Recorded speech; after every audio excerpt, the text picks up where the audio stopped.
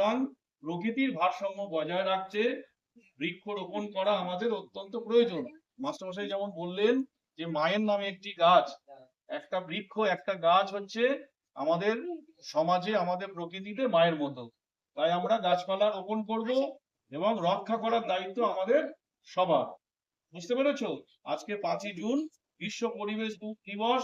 তোমরা দেখতে পাচ্ছ চারিদিকে খুব গরম গরম পড়ছে কেন? যদি আমরা প্রকৃতি থেকে গাছপালা কম কাটি, গাছপালা যদি বেশি বসাই, দেখবে আস্তে আস্তে আমাদের পরিবেশ অনেকটা ঠান্ডা হবে। তাই বৃক্ষরোপণ, গাছ লাগান, প্রাণ বাঁচান বলে একটা স্লোগান আছে, গাছ লাগান প্রাণ বাঁচান।